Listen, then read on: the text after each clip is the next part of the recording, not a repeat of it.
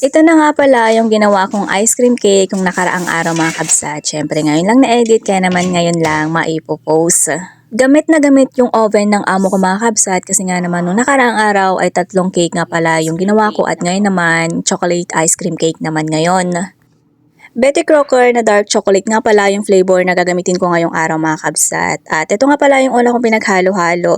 3 itlog, 1/2 cup ng mantika at 1 cup ng fresh milk.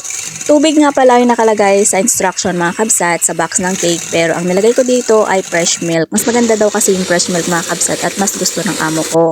At pagkatapos ko nga palang minix yung itlog, mantika at yung gatas mga kabsat ay sununod ko na nga rin pala dito yung cake flour.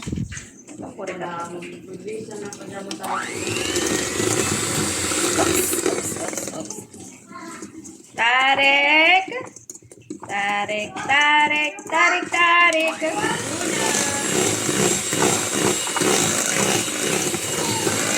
Ayan, chocolate ice cream cake.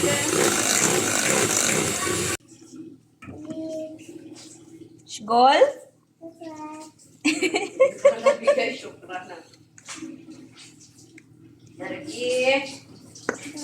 I love you. Oops. I miss you.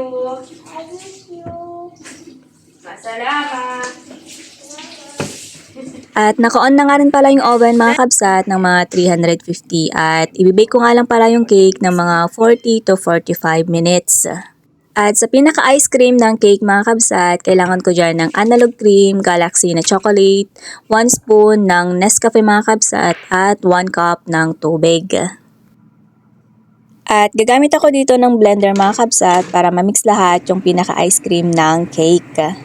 And fast forward tayo dito mga kabsat, after 45 minutes, ayan, luto na nga pala yung cake. Sa blender mga kabsat, bali na ilagay ko na nga pala dyan yung galaxy na chocolate, tapos yung isang gishta, and then yung kape at 1 cup ng tubig.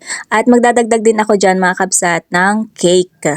So, eto nga pala yung cake mga kabsat, bali babawasan ko lang to at gagawa ako dito ng pinakabilog at dito ko ilalagay mamaya yung pinaka-ice cream ng cake. So, tong cake na matatanggal dito sa pinakagitna mga kabsat, ay ilalagay ko din sa blender para ma-mix din para sa pinaka-ice cream ng cake.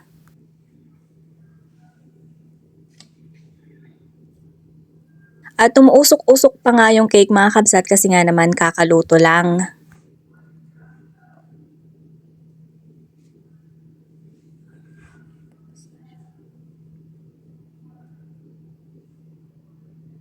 So, eto na nga mga kabsat, ayan, nabawasan ko na nga pala at nakagawa na ako ng bilog. At yung nabawas ko, ayan, i-blender ko din kasama ng mga nilagay ko dyan kanina sa blender.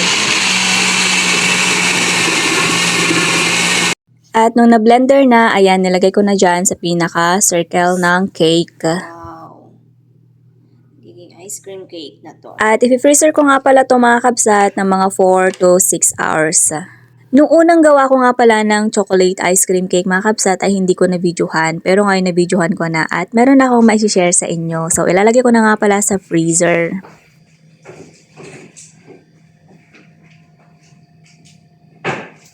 And after 6 hours nga pala mga kabsat, ayan, pwedeng-pwede na kasi nga naman nagpagawa na ng kape yung amo ko at ipapartner to. So yun lang for today's video mga kabsat. Thank you for watching. God bless. Bye!